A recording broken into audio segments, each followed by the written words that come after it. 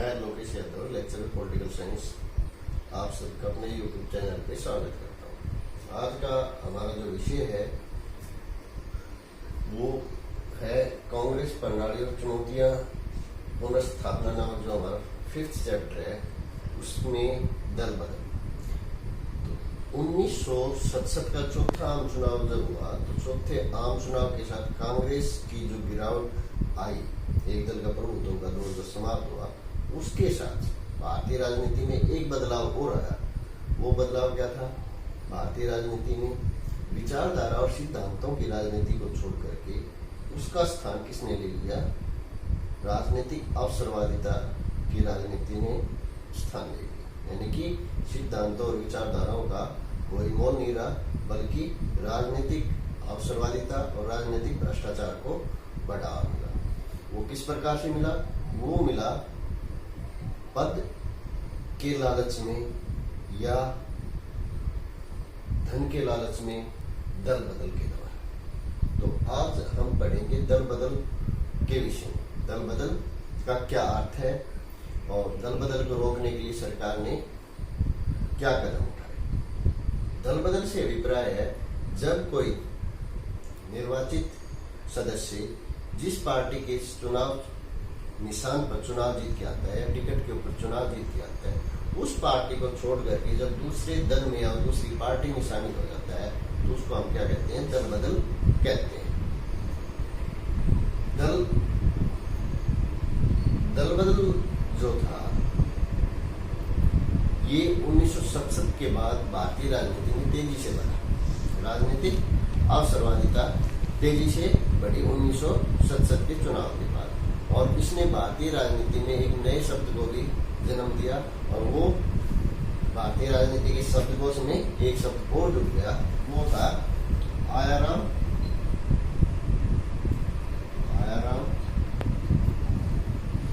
और गयाराम।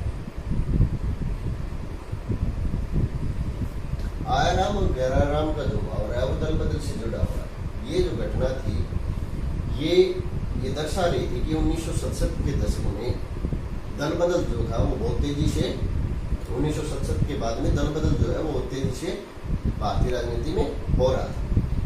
1967 अक्टूबर 1967 में हरियाणा के एक विधायक दयालाल ने एक दिन में 2 बार और एक पखवाड़े में 3 बार दल बदला। पहले वो कांग्रेस पार्टी में थे, कांग्रेस पार्टी से यूनाइटेड फ्रंट में चले गए, और उसी दिन यूनाइटेड फ्रंट से वापस कांग्रेस में आ गए। तो कांग्रेसी नेता राव वीरेंद्र सिंह उनको चंडीगढ़ लेके गए और प्रेस कॉन्फ्रेंस जब की, उनका परिचय इस तरीके से करवाया कि गयाराम अब आयाराम हो गया है। और इस प्रकार से ये जो शब्द था ये भारतीय राजनीति में दल बदल के मुहावरे के तौर पे प्रचलित हो गया, और आयाराम और गयाराम के ऊपर बहुत से चुटकुले बने और बहुत से कार्टून उस समय छपने लगे, और भारतीय राजनीति के शब्दकोश में एक शब्द और जुड़ गया, आयाराम और गयाराम। अब दल बदल रोकने के लिए सरकार ने देखा कि ये जो दल बदल है इससे राजनीतिक अस्थिरता का वातावरण उत्पन्न हो रहा है, राजनीतिक भ्रष्टाचार को बढ़ावा मिल रहा है, सामाजिक जो कार्य हैं, जन कल्याण के जो कार्य हैं, जो नीतियां, जो कार्यक्रम है, वो इस वजह से प्रभावित हो रही हैं। तो इसको रोकने के लिए प्रयास किया गया।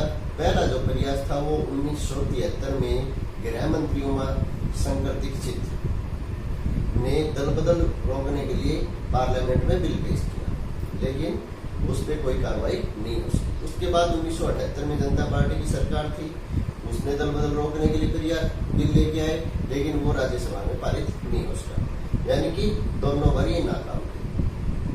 1985 में राजीव गांधी सरकार,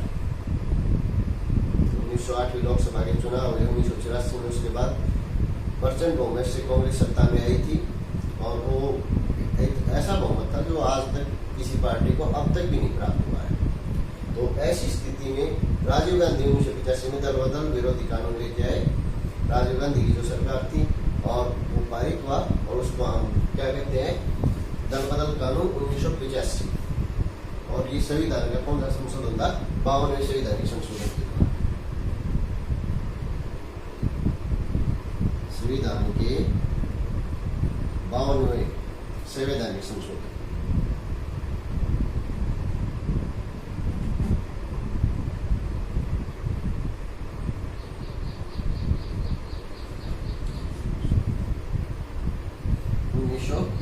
दल बदल विरोध, दल बदल विरोधी कानून। इसके द्वारा संविधान में एक अनुसूची और जोड़ेगी, 10वीं अनुसूची, जिसमें दल बदल को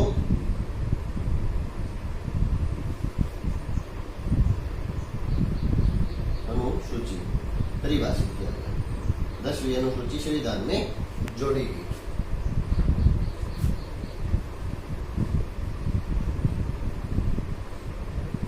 अनुसूची भी संविधान में जोड़ेगी।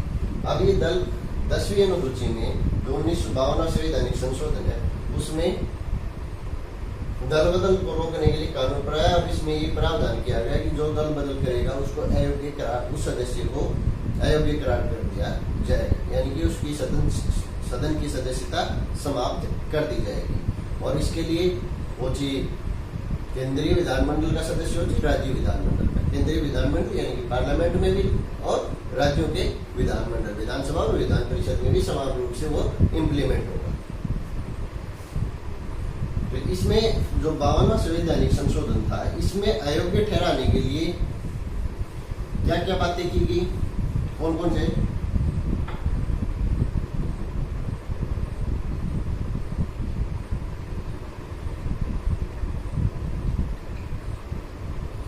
अयोग्यता, अयोग्य किस आधार पर ठहरा जाएगा? पहला नंबर, 1 नंबर पे ये कहा गया कि कोई निर्वाचित सदस्य है, जिस दल के ऊपर चुन के आया है, अगर वो अपने राजनीतिक दल से इस्तीफा देता है तो उसके सदन की सदस्यता समाप्त हो जाएगी। अगर वो पार्लियामेंट का मेंबर है, संसद का मेंबर है, तो संसद की सदस्यता समाप्त हो जाएगी। अगर वो विधानमंडल का, विधानसभा या विधान परिषद का सदस्य है, तो उसकी वो सदस्यता समाप्त हो जाएगी। पहला क्या कहा गया?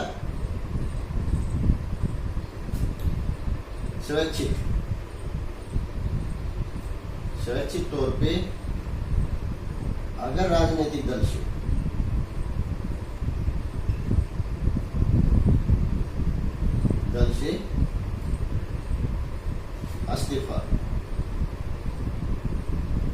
इस्तीफा देता है तो उसकी सदस्यता समाप्त होगी। पहला, अगर वो राजनीतिक दल को छोड़ देता है या उस जिस दल से निर्वाचित हो गया है, अगर उससे इस्तीफा दे देता है तो उसकी सदन की सदस्यता समाप्त हो जाएगी।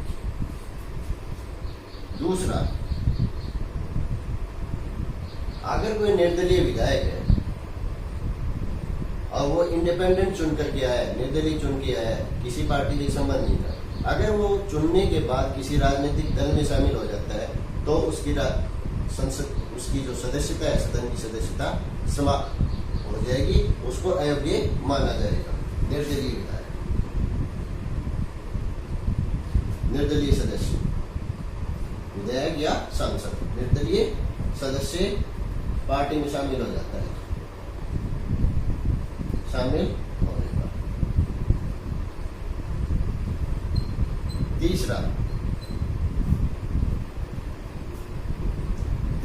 अगर कोई नॉमिनेटेड सदस्य है, मनोनीत सदस्य है, और वो मनोनीत सदस्य मनोनीत होने के 6 माह के पश्चात अगर किसी राजनीतिक दल में शामिल हो जाता है तो उसकी सदस्यता समाप्त हो जाएगी, उसको अयोग्य माना जाएगा।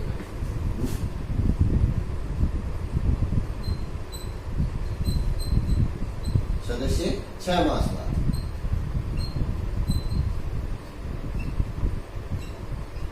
दल में शामिल होने पर उसे अयोग्य माना जाएगा।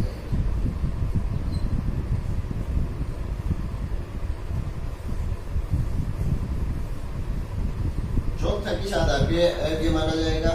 चौथी जो बात कही वो ये कहेगी कि अगर कोई सदस्य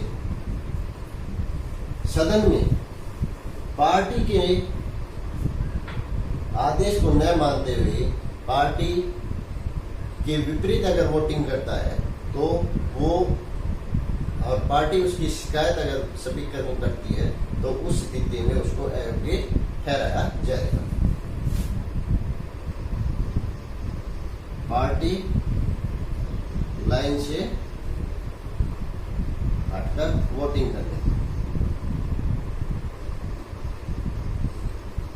वोटिंग करने पर उसको अयोग्य ठहराया जाएगा। पांचवा अयोग्य ठहराने का जो आधार था वो था अगर कोई सदस्य किसी विषय के ऊपर सदन में अगर वोटिंग हो रही है और पार्टी के आदेश को न मानते हुए वोटिंग के समय अनुपस्थित रहता है सदन से और पार्टी उसकी शिकायत करती है तो उस स्थिति में उसको अयोग्य ठहराया जाएगा।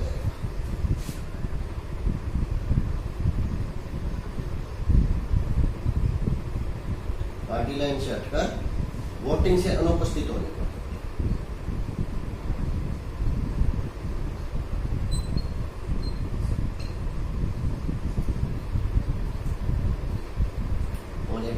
अयोग्य ठहराया जाएगा। ये तो थे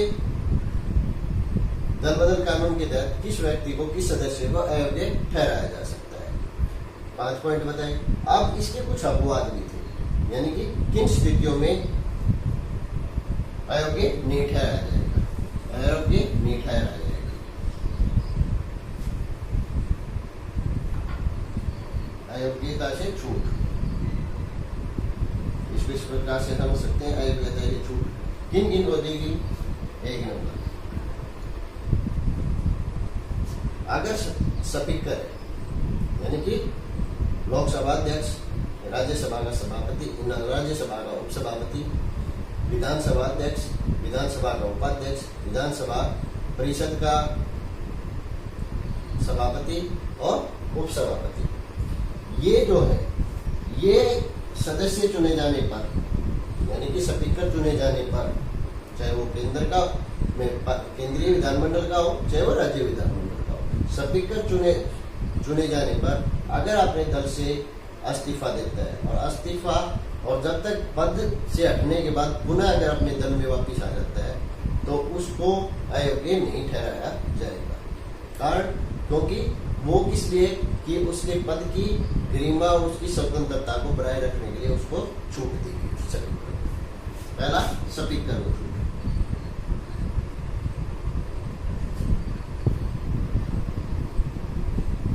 चाहे वो केंद्रीय विधानमंडल का हो चाहे वो राज्य विधानमंडल का हो। दूसरी छूट क्या थी, अगर किसी दल के 1/3 सदस्य 1/3 1/3 सदस्य अलग पार्टी से अलग होकर के सदन में अलग दल बना लेते हैं तो उनको भी सदस्यता समाप्त नहीं होगी, उनको भी अयोग्य नहीं ठहराया जाएगा, बल्कि एक दल के तौर पर उनको मान्यता दी जाएगी। ये 52वें संवैधानिक संशोधन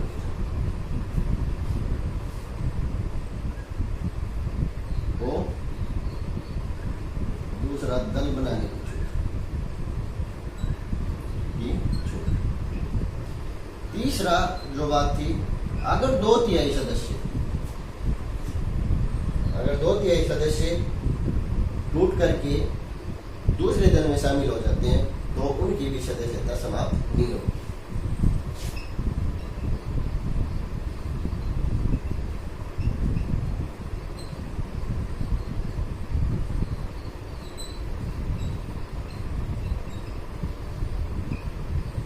इनको भी छूट देगी। तो ये था 52वां संवैधानिक संशोधन। इसमें दल बदल को रोकने के लिए कोशिश की गई और इसके कुछ परिणाम अच्छे गए, लेकिन इसके में काफी कमियां रहेगी, क्योंकि जैसे ये थी 1/3 सदस्यों को दूसरा दल बनाने की छूट और 2/3 सदस्यों को दूसरा दल बनाने की आवश्यकता नहीं थी। अगर वो शामिल 2/3 सदस्य दूसरे दल में शामिल होते हैं तो उनको छूट थी। इससे क्या हुआ कि व्यक्तिगत दल बदल पर तो रोक लगी, लेकिन सामूहिक दल बदल होने लगा, यानी कि थोक के भाव में जो विधानमंडल के सदस्य थे वो पार्टियां बदलने लगी और जो जिस राजनीतिक स्थिरता की उम्मीद के साथ 52वां संवैधानिक संशोधन लेके आए थे वो राजनीतिक स्थिरता कायम नहीं हो पाई।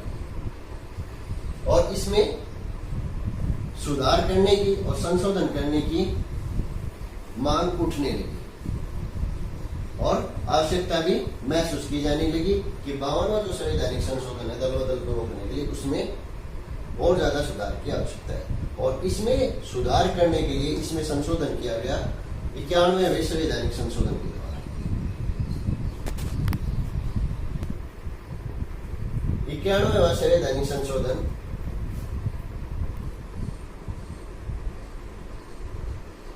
2003। इसमें जो पहला, इसमें क्या प्रावधान किया गया, इसमें ये कहा गया, प्रावधान किया गया कि 52वें संवैधानिक संसद में जो 1/3 और 2/3 की जो छूट दी गई थी, यानी कि व्यक्तिगत दल बदल पे तो रोक थी, लेकिन सामूहिक दल बदल पे किसी प्रकार की कोई रोक नहीं थी, और इसके द्वारा उसको समाप्त कर दिया गया। यानी कि दल बदल चाहे व्यक्तिगत हो चाहे सामूहिक हो, उसको दल बदल माना जाएगा, और उस स्थिति में जो दल बदल करेगा उसको अयोग्य करार दिया जाएगा। ये 51वां जो संवैधानिक संशोधन था 2003, उसमें ये क्या किया गया, 1/3 और 2/3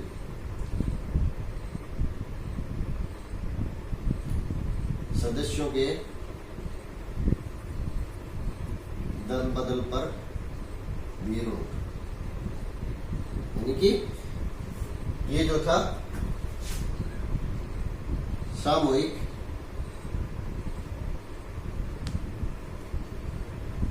दल बदल पर रोक, इसके द्वारा सामूहिक जो दल बदल हो रहा था उस पर रोक लगा दी। दूसरी जो इसमें इंपॉर्टेंट जो बात की गई वो क्या थी कि जो दल बदल हो रहा था वो पद के लालच में हो रहा था, और पद के लालच को रोकने के लिए, पद के लालच में सरकारें अस्थिर हो रही थी, पद के लालच में दल बदल हो रहा था, जिससे राज्यों के ऊपर में भारी भरकम मंत्रिमंडल बन रहे थे, और जिससे राज्यों की जो आर्थिक राजस्व व्यवस्था थी उसके ऊपर उसका इफेक्ट पड़ रहा था, यानी कि पैसे का दुरुपयोग हो रहा था, राजनीतिक भ्रष्टाचार बढ़ रहा था। इसको रोकने के लिए निश्चित कर दिया गया कि केंद्र के अंदर, राज्यों के अंदर जो लोकप्रिय सदन है उसकी सदस्य संख्या का 15% से ज्यादा मंत्री नहीं बन सकते। जो निचला सदन है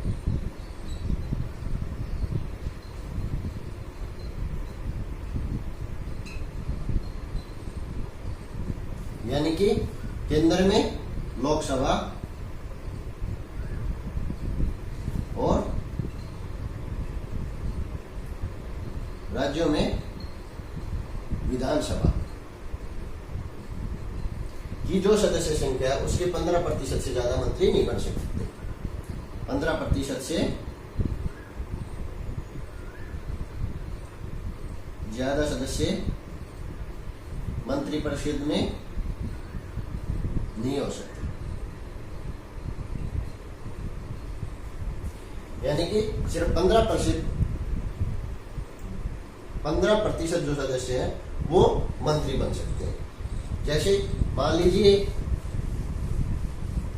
हरियाणा है, हरियाणा की सदस्य संख्या है 90, तो हरियाणा का 15% क्या बनेंगे, गुणा में 15/100, इसको हम भाग देंगे 13.5, तो यानी कि मुख्यमंत्री समेत कैबिनेट में कितने सदस्य हो सकते हैं, 14 मंत्री। 13.5 आया है तो 14 मंत्री बन सकते हैं, इससे ज्यादा मंत्री नहीं बन सकते। ये प्रावधान किया गया। एक और जो प्रावधान इसमें किया गया वो ये था कि छोटे राज्य जो हैं, छोटे जो राज्य हैं उनमें अगर 15% का आंकड़ा लेके चले और 15% में 12 भी मंत्री अगर नहीं बन रहे तो छोटे राज्यों को ये छूट दी कि वहां अधिकतम मंत्री, यानी कि जहां सदस्य संख्या कम है वहां अधिकतम जो संख्या वो 12 हो सकती है मंत्रियों की। तीसरी जो बात की गई, छोटे राज्यों में मंत्रियों की अधिकतम संख्या 12 निश्चित कर।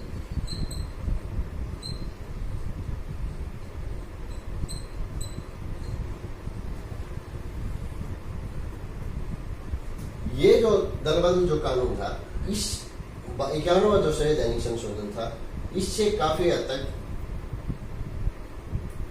इसको रोकने में कामयाबी मिली। और ये जो 91वां संवैधानिक संशोधन था, ये 2003 में एनडीए गवर्नमेंट, जिसका नेतृत्व अटल बिहारी वाजपेयी कर रहे थे, उसके समय में लाया गया था, अटल बिहारी वाजपेयी की सरकार में।